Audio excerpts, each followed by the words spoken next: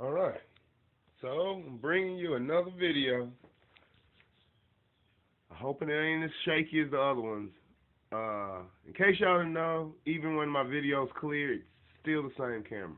Most of the time, it's probably just me shaking while I'm running my mouth. But anyway, my girl, she got a new car.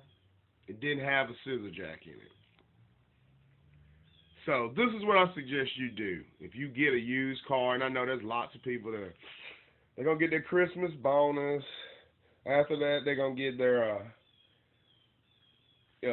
tax refund checks and stuff like that, and they get new vehicles. You know, you're going to have money in your pocket.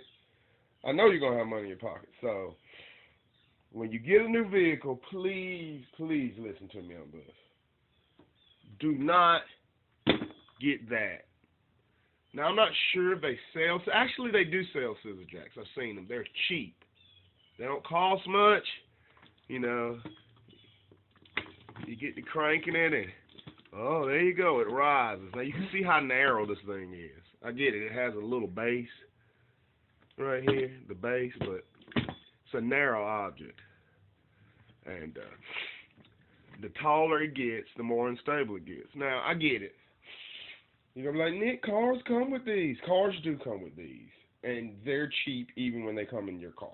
That's from a Toyota Crescenta from the 70s or something like that. They don't change what they look like very much. They scissor their way up. They scissor their way down. They use this big giant bolt in the middle that's threaded to pull the sides together or push them apart. So that's pretty much how a scissor jack works. Now, this jack, it works just like a shop jack. Just like a shop jack.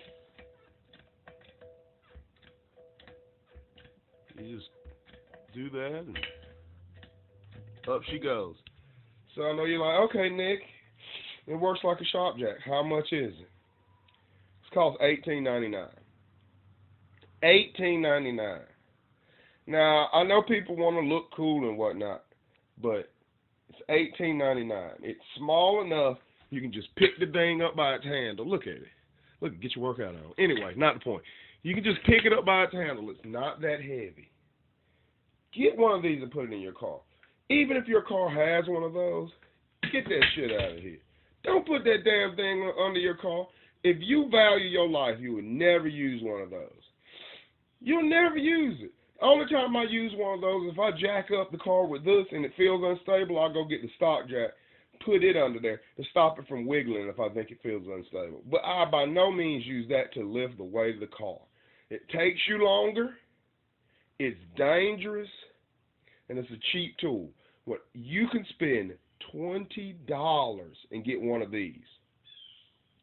It's a 2-ton jack. That's 4,000 pounds. That's more than the weight of your whole car most of the time. I've used it, and I've jacked up the front end of my Suburban using that and a wooden block. I know there are better jacks out there, but for the price, you can't beat it. $20 will get this out of the door and in your hands, and a little bit of change. So, yeah, if I can convince you to do anything, it's please don't use your stock jack. Go to Walmart, Harbor Freight, any place like that. Spend you $18 and get one of these. This is never going to leave her car. I'm going to put that in the car, and that's where it will stay.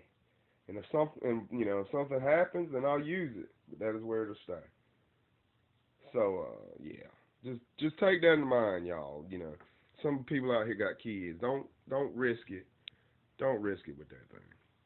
Just go on and spend $20 and get that. So if you have to fix your car, that'll work just fine. If you're in an emergency, that's just fine. I'm telling you, especially if you're a first-time car owner, or you're a lady and you've gotten lucky enough to never have changed a tire. You don't want your first time changing a tire to be with that thing. You don't. You see scratches on the bottom of people's cars, sometimes that's where they come from. Someone got a jack like this, and they were spinning and spinning and whacking the crap out of the bottom of their car while they were spinning it. When it's cold in the winter and you got a flat tire and you actually have a spare tire in your trunk, If you know how to change the tire, you should. You can wait for someone to help you, but you shouldn't wait in the cold or extreme heat too long. Sometimes you got to do for yourself. So yeah, that's my suggestion.